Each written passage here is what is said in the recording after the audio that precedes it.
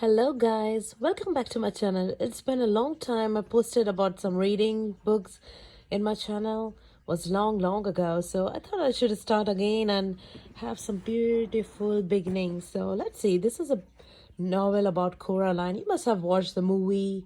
It was so great about this girl Coraline. It's a beautiful story by Neil Gaiman, and it's saying it's number one New York Times bestseller. So let's see what's saying. Rise to your feet and applaud. Coraline is a real thing. Philip Pullman, author of His Dark Materials. So let's see what's in there. I started this for Holly. I finished it for Maddie. It's cute. Fairy tales are more than true, not because they tell us that dragons exist, but because they tell us that dragons can be beaten. This is by G.K. Chesterton. Coraline. Forward. Coraline. We moved into a flat in Little Mead in the tiny Sussex town of Nutley in the south of England in 1987. Once on a time it had been a manor house built for the old man who had once owned the house before he sold it to a pair of local builders, told me, the physician to the King of England himself. It had been a manor house then, but it was now converted into flats. Flat number 4, where we lived, was a good place, if a little odd. Above us, a Greek family.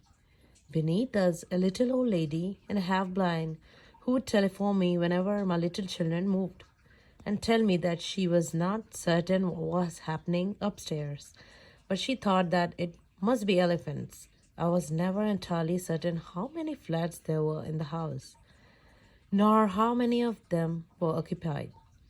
We had a hallway running the length of the flat, as big as any room. At the end of the hall hung a wardrobe door as a mirror.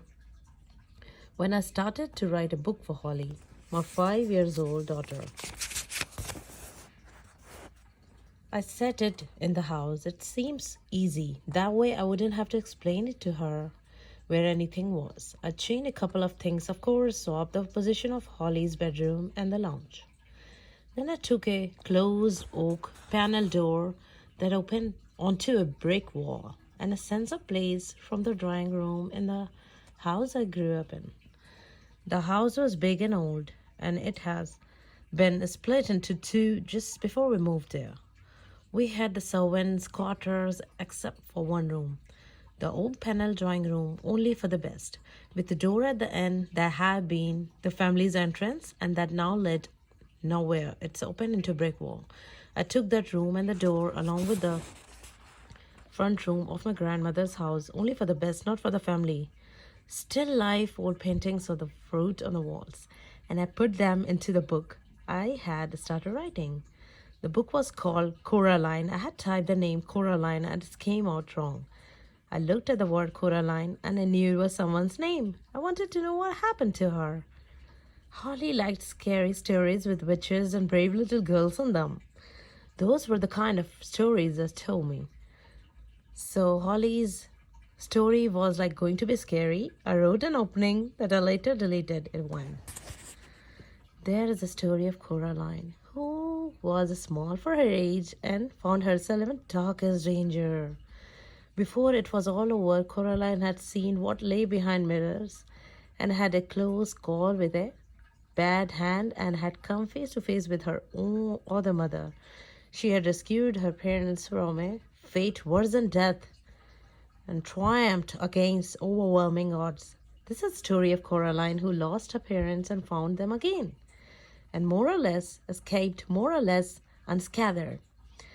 I stopped writing Holly's book when we moved to America. I had been writing in my own time. It didn't seem like I had any own time any longer. 6 years later, I picked it up and continued from the middle of the sentence I would stopped at in August 1992. It was, "Hello," said Coraline. "How did you get in?" The cat didn't say anything. Coraline got out of bed. I started it again because I realized that if I didn't, my youngest daughter Maddie would be too old for it by the time I was done. I started it for Holly. I finished it for the Maddie.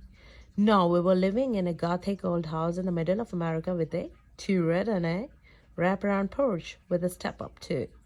It's a house built over 100 years ago by a German immigrant, a cartographer, that's someone who makes maps, and an artist.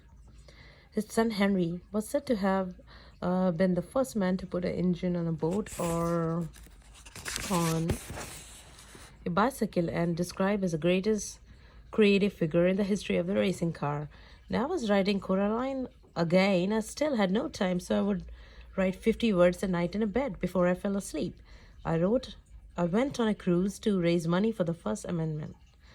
That's the one about freedom of speech in comics.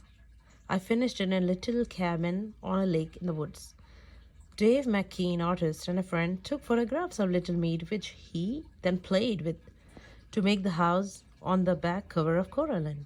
When Henry Selick made his stop motion animated film of Coraline, he invited me to the studio. There were a lot of sets there, each behind a black curtain. Henry proudly showing me the house that Coraline lived in the film. She would move from somewhere in England to Oregon. Now, and the house she was in called the Pink Palace. That's my heart, I told Henry. I was. Henry Selick, Pink Palace for the house I live in now. Turret and a porch and all. None of us are quite sure how that happened, but it seems strangely appropriate for a book that was started for one daughter in one house and finished for another in another house. The book was published in 2002, and the people liked it. I won awards. More importantly than that, it worked, at least for some people. I wanted to write a story for my daughters that told them something I wished I would have known when I was a boy. That being brave didn't mean you were scared. Being brave meant you were scared, really scared, badly scared, and you did the right thing anyway. So now, 10 years later, I've started running into women who tell us that Coraline got them through hard times in their life. That when they were scared, they thought of Coraline and they did the right thing anyway. And that more than anything makes it all worthwhile. It's by Neil Gaiman, December 5, 2011. So next time I will start the chapter 1 for the Coraline. So wait for it, for a great, interesting starting for this novel. So till then, have a great day and wait for the next chapter. Bye-bye.